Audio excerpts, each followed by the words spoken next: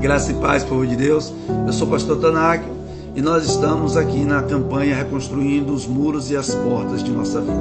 Hoje nós vamos fazer a leitura do último capítulo de Neemias, o capítulo 13. Para-se a leitura do livro, mas continua-se a campanha e continua-se as explicações dos textos, de como eles fizeram. Então hoje eu termino a leitura, mas não se preocupe que vai ter vídeos com as explicações de cada capítulo desse, em nome de Jesus. Capítulo 13, me acompanhe por favor. Naquele dia se leu para o povo no livro de Moisés. Achou-se escrito que os amonitas e os moabitas não entrassem jamais na congregação de Deus, porque não tinham saído ao encontro dos filhos de Israel com pão e água. Antes assalariaram contra eles Balaão para os amaldiçoar.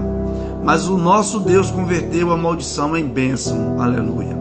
Ouvindo eles, o povo, esta lei, apartaram de Israel, todo elemento misto. Ora, antes disto, Eliasibe, sacerdote, encarregado da câmara da casa do nosso Deus, se tinha aparentado com Tobias, e fizera para este uma câmara grande, onde dantes se depositavam as ofertas de manjares, o incenso e os utensílios e os dízimos dos cereais, do vinho e do azeite, que se ordenaram para os levitas, cantores e porteiros, como também contribuições para os sacerdotes. Mas quando isso aconteceu, não estive em Jerusalém, porque no 32º ano de Artaxerxes, rei da Babilônia, eu fora ter com ele, mas ao cabo de certo tempo pedi licença ao rei e voltei para Jerusalém. Então soube do mal que Eliasibe fizera para beneficiar Tobias, fazendo-lhe uma câmara nos pátios da casa de Deus. Isso muito me indignou, a tal ponto que atirei todos os móveis da casa de Tobias fora da câmara. Então ordenei que se purificassem as câmaras, e tornei a trazer para ali os utensílios da casa de Deus, com as ofertas de manjares e o incenso. Também soube que os quinhões dos levitas não se lhes dava, de maneira que os levitas e os cantores que faziam serviço tinham fugido, cada um para o seu campo. Então contendi com os magistrados e disse: por que se desamparou a casa de Deus?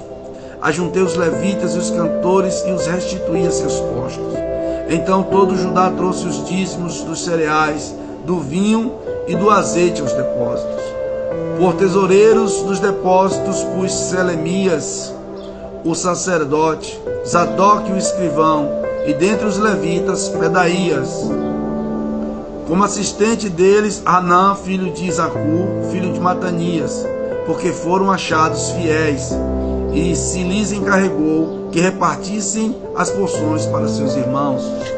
Por isto, Deus meu, lembra-te de mim, e não apagues as beneficências que eu fiz à casa de meu Deus e para o seu serviço.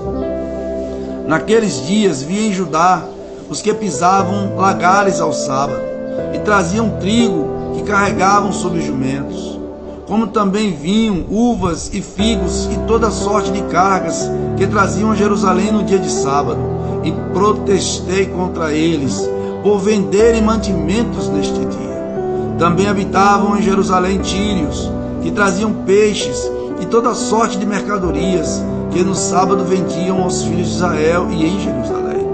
Contendi com os nobres de Judá e lhes disse: que mal é este que fazeis, profanando o dia de sábado? Acaso não fizeram vossos pais assim, e não trouxe o nosso Deus todo este mal sobre nós e sobre esta cidade?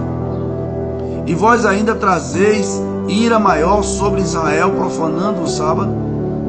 Dando já sombra às portas de Jerusalém, antes do sábado, ordenei que se fechassem, e determinei que não se abrisse senão após o sábado. Às portas coloquei alguns dos meus moços, para que nenhuma carga entrasse no dia de sábado. Então, os negociantes e os vendedores de toda sorte de mercadorias pernoitaram fora de Jerusalém uma ou duas vezes.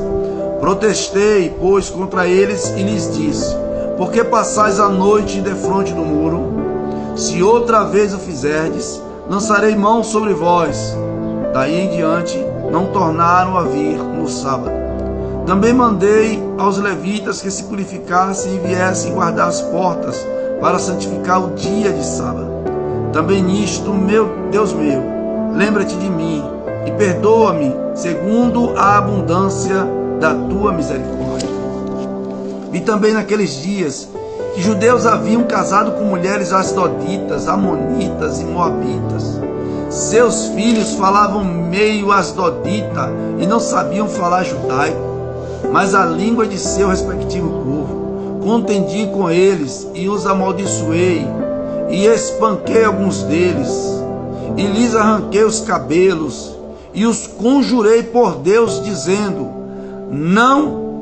não dareis mais vossas filhas a seus filhos, e não tomareis mais suas filhas, nem para vossos filhos, nem para vós mesmos. Não pecou nisto Salomão, rei de Israel? Todavia, entre muitas nações não havia rei semelhante a ele, e ele era amado do seu Deus, e Deus o constituiu rei sobre todo Israel. Não obstante isso, as mulheres estrangeiras o fizeram cair no pecado.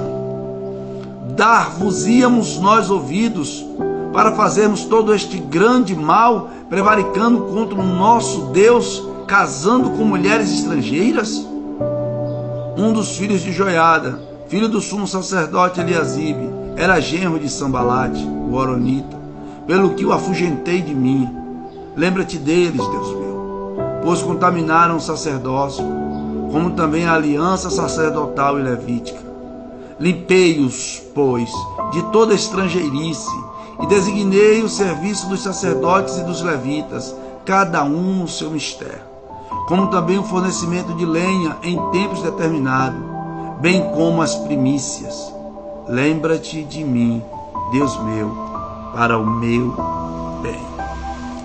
Queridos, a gente vê aqui que toda a crise que Israel e Judá passaram sempre esteve atrelada ao pecado.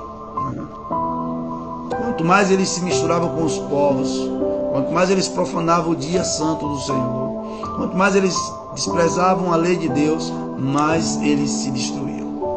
Vimos que até os sacerdotes estavam contaminados e se aparentaram com pessoas que eram proibidas por lei.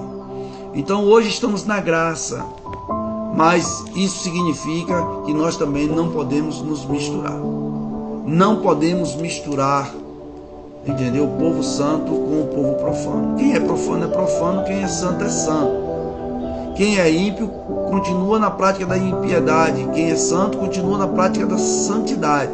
Se o ímpio der ouvidos à voz do Senhor e se arrepender e se converter, louvado seja o nome do Senhor, porque ele não tem prazer na morte do ímpio, mas que o ímpio se arrependa. Então nós que somos santos devemos continuar em santidade.